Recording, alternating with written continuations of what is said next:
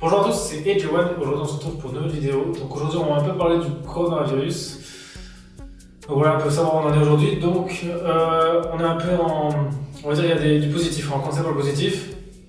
Donc en positif, il y a en Italie, justement, ils viennent depuis l'apparition du virus, là, ils viennent de passer en dessous des 4000 personnes en soins intensifs. Donc c'est une bonne nouvelle, ça veut dire que le virus est peut-être un peu moins fort. En ce moment où les gens respectent peut-être mieux, les gens font peut-être plus attention. Donc même si c'est sûr, je crois que c'est juste 40 personnes en moins qu'ils ont eu, mais c'est quand même bien qu'il y ait du nouveau, qu'il y ait du positif, parce que il y avait tout le temps s'augmenter, que ça monte, que ça augmente, que ça redescend un petit peu, ça montre qu'il y a moyen d'enrayer ce virus. Donc là, c'est une bonne nouvelle. Ça veut dire que c'est-à-dire qu'on est encore qu'au début, parce que il faut déjà qu'il y ait moins, déjà il faut que ça tombe en dessous, à mon avis, je pense, pas loin des zéros, qui vont à l'hôpital, plus personne n'est. Donc voilà, on est encore loin, mais on va dire au moins ça se rapproche. Mais bon, ça veut dire aussi qu'on a mis beaucoup de temps en Europe comparé à la Chine parce qu'il y a beaucoup moins de cas comme ça. Donc on va dire que c'est le premier point positif. Puis on espère que ça continue comme ça. Pour l'instant en France, ça n'a pas l'air de bouger. On reste encore dans les 300 morts par jour, donc c'est encore énorme. Même le nombre de cas, pour l'instant, ça n'en parle pas trop. Donc je pense que... Voilà, mais vu que l'Italie, je crois, avait presque plus d'une semaine d'avance sur nous, donc c'est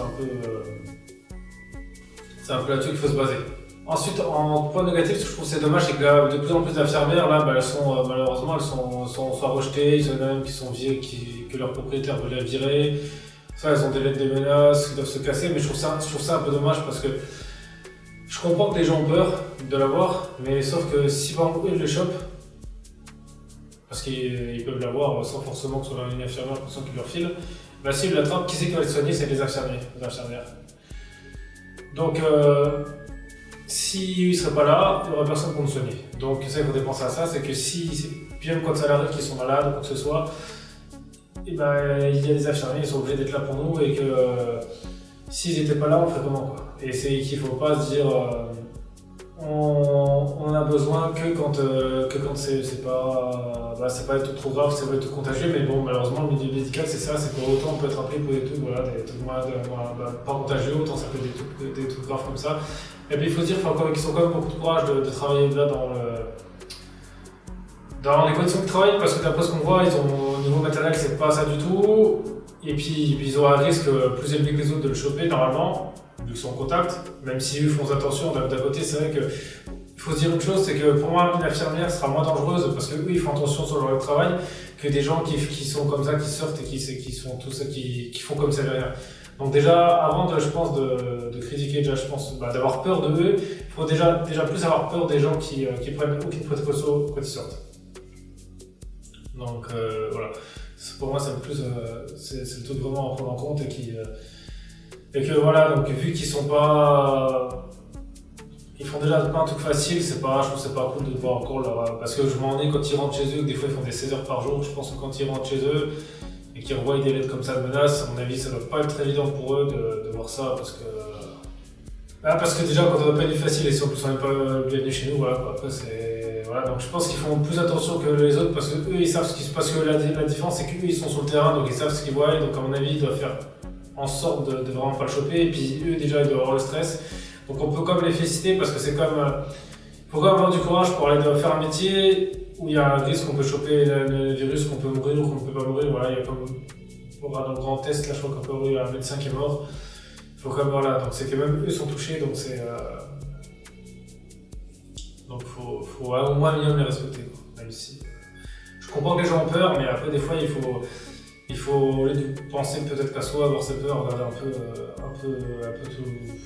un peu s'entraîner, parce que si on ne fait pas là-dessus, le virus, on ne pourra pas le vaincre si on ne s'entraîne pas.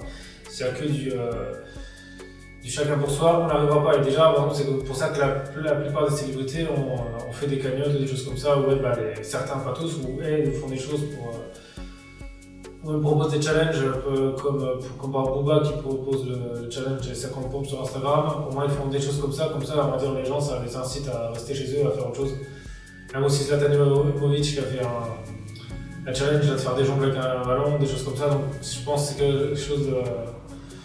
Bon, ouais, ils contribuent comme ça, voilà, ils essaient de nous divertir, malgré qu'à la base c'est pas leur rôle, hein. Vous voyez déjà eux eux, je pense, avec, ouais, ils ont une belle vie, ils ont tout l'argent qu'ils ont. À la base, c'est pas leur rôle de faire ça parce qu'ils sont même pas dans le milieu là.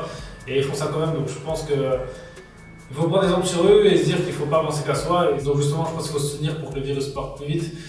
Et aussi d'arrêter de dévaliser le magasin parce qu'on en a plein là, qui achètent qui font des réserves, mais à la fin, je ne sais pas ce qu'ils vont faire parce que quand tout ça sera fini, ils vont se retrouver avec des stocks et des stocks et des stocks qui vont pouvoir créer un restaurant. Mais bon, après... Ouais, franchement, les gens là, je pense qu'à votre place, moi je ferais ça. S'il y en a qui achètent par milliers de stocks et quand tout sera fini, vous n'allez pas quoi faire, faites un restaurant. Là, moi, ce sera pas. Parce qu'on en voit tous les jours avec des vidéos des gens qui achètent par pack. Il y en a qui achètent des fois, on fait une bouteille de coca. Bon, ça, le coca, c'est que c'est un truc que les gens ne jettent pas dessus, mais bon, les pâtes, le riz, tout ça, ça va être compliqué d'en trouver, donc il faut. Pour l'instant, il n'y a aucun pays qui a des pénuries, donc je pense qu'il faudrait déjà avoir ça. Si aucun pays qui a des pénuries, pourquoi commencer à faire des réserves? Par exemple, si par exemple, le jour où les usines, où ils disent tout ferme, même ce qui est essentiel, voilà, d'accord. Faire des réserves, mais là pour l'instant il n'y a pas. Pour l'instant ils font pas ça. Donc, le jour où ils font ça, là ok, mais là.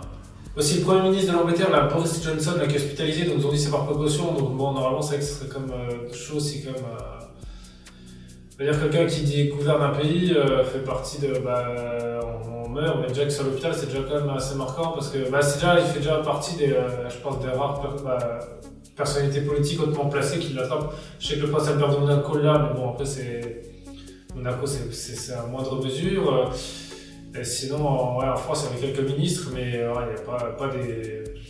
a pas des ministres qu'on voit souvent. Quoi. Mais là, c'est quand même important, parce que normalement, justement, les hommes politiques sont les mieux protégés. Quoique, non, c'est vrai que c'est un virus qui est différent des autres, parce que c'est la première fois qu'il y a autant de personnalités qui l'ont, surtout.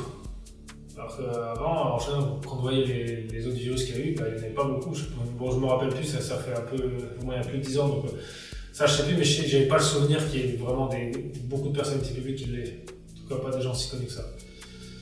Et je pense qu'à mon avis, le virus là, avec ce qui s'est passé, tout le confinement, tout ça, vu que c'est la première fois que ça arrive, je pense que ça va être dans le livre d'histoire. Il y a moyen qu'on en parle, je sais pas, dans 20 ans, 30 ans, peut-être qu'on sera dans le livre d'histoire, qu'on enseigne à nos enfants qu'il y a un virus qui nous a tous confinés, parce que même si c'est sûr que pour le moment, et en espérant que ça continue comme ça, le nombre de morts, c'est sûr que ça ne va pas avant la grippe espagnole ou des choses comme ça, qu'il y a eu la peste, des trucs comme ça. Mais dans le fait qu'il y ait le confinement, ça c'est un peu inédit. Donc ça je pense c'est un truc à marquer. C'est un truc qui va être important je pense dans l'évolution humaine parce que c'est la première fois qu'on voit ça, le confinement, en tout cas en France, en Europe, ça, parce que là ça touche tous les pays je crois. Il y a tous les pays qui sont confinés. Il y a certains, je crois qu'ils sont encore, ils ont encore rien, mais je crois qu'il y a par exemple la Saint-Pierre et Miquelon, là, ils ont eu leur premier cas il n'y a pas longtemps, donc c'est mon avis de voir encore des îles où il n'y en a pas, mais donc voilà, c'est pour ça que je pense que ça va être dans les lignes d'histoire. Je pense qu'un jour c'est ça, parce que c'est quand même un truc historique. Donc voilà, c'était Edjawan de la chaîne AGUI, et puis on se retrouve pour une prochaine vidéo, et puis j'essaierai de parler d'un truc un peu plus joyeux que ça.